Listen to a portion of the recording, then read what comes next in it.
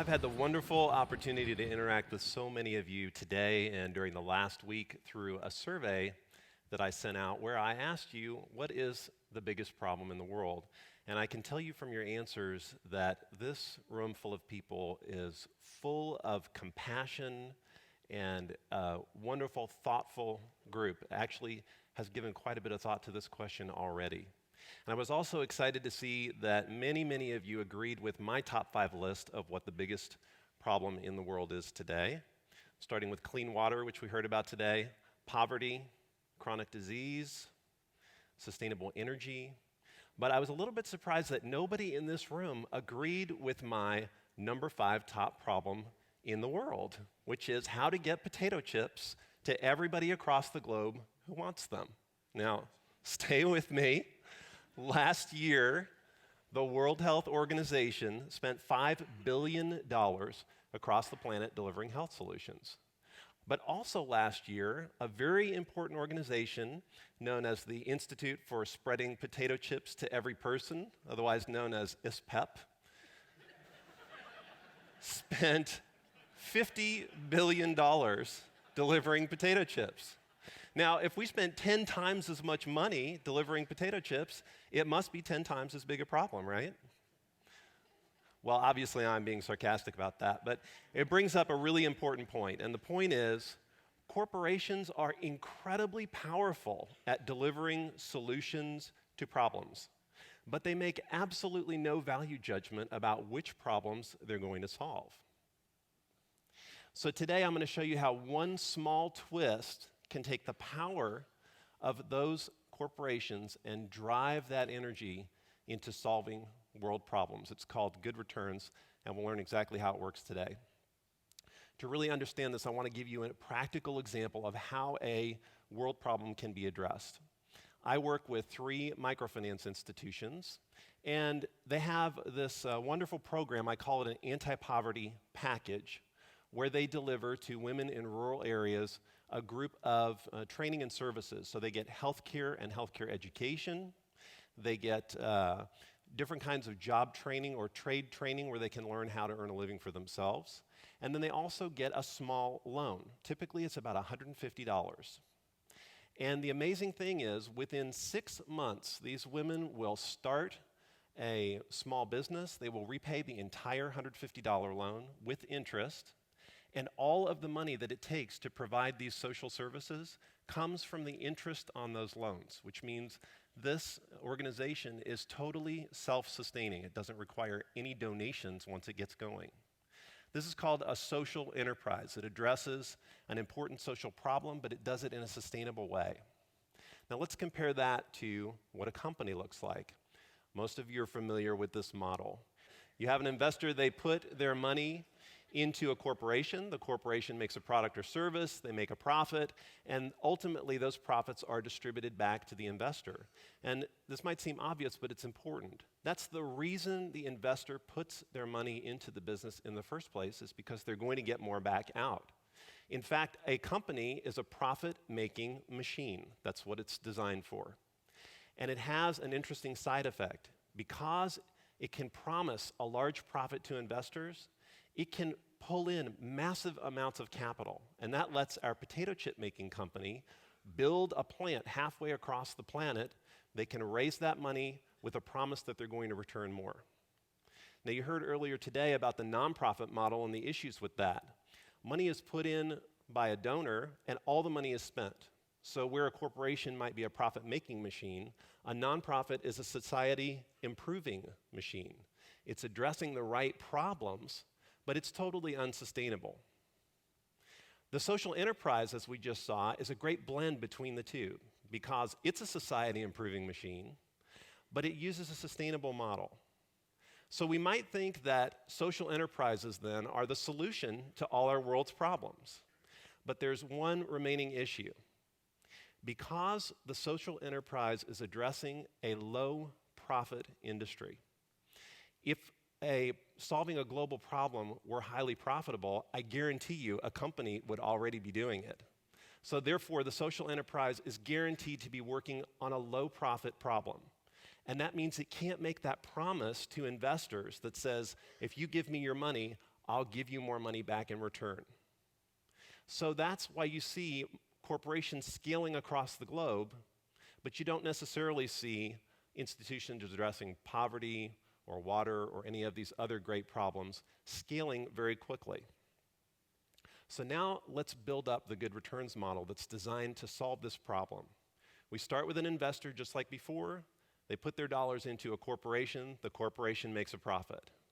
But now, instead of returning the profits to the investor, under the good returns model, those profits are delivered to a social enterprise that's working on a real important problem. Just for 1 year.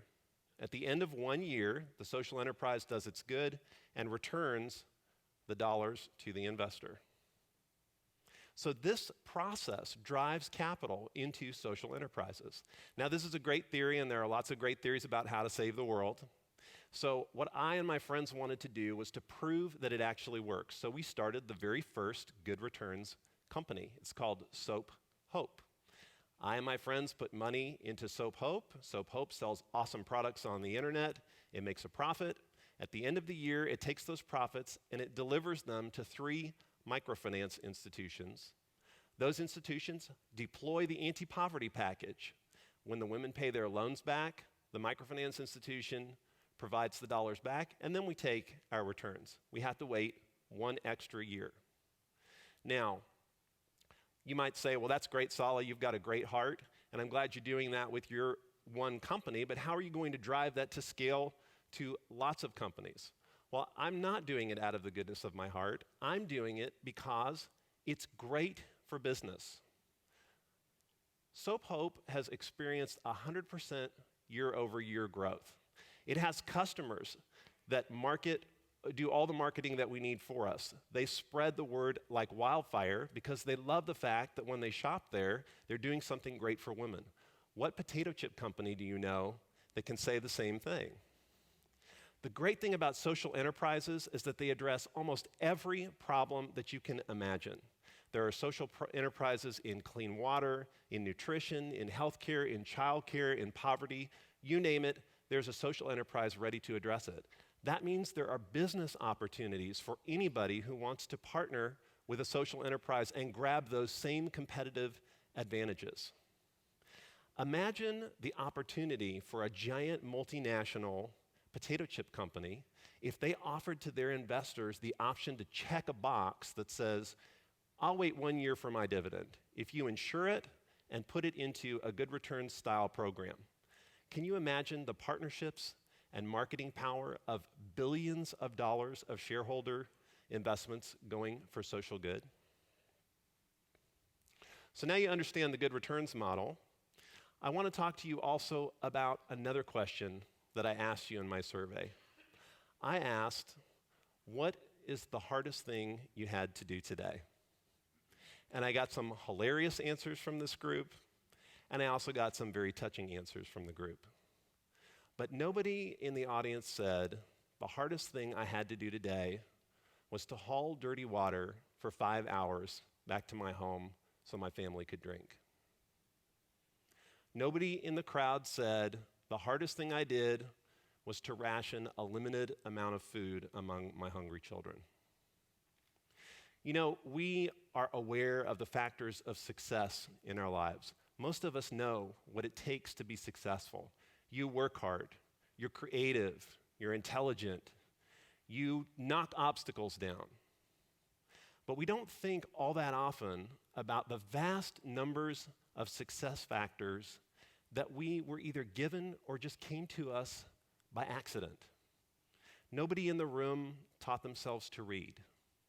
Nobody in the room gave themselves a polio vaccine. Nobody in this room had to spend all day long collecting water or food just to have enough to eat today. I know this woman. I met her last year. She works hard. She is creative. She knocks down obstacles. When we really become truly aware of the vast amount that's been given to us, it becomes almost an urgent need not to give her anything, but just to provide the opportunity for her to create her own success. I asked you what the biggest problem in the world is, and you told me what it was. You said education. You said climate change. You said water. You said hunger. Those are your answers. So I came here today to ask you to do something. I know many of you are working on these challenges, but I came here to ask you to do more. Spend more of your time, spend more of your resource, more of your creativity, more knocking down obstacles, and solve these problems. You know, it's incumbent on us to take that step. So today, I hope you have a fantastic day of ideas. I hope during this day, you will continue to think about what the greatest problem in the world is. But I hope even more that tomorrow morning, you'll wake up and you'll take a bold and powerful step of action to solving our world's greatest challenges. Thank you.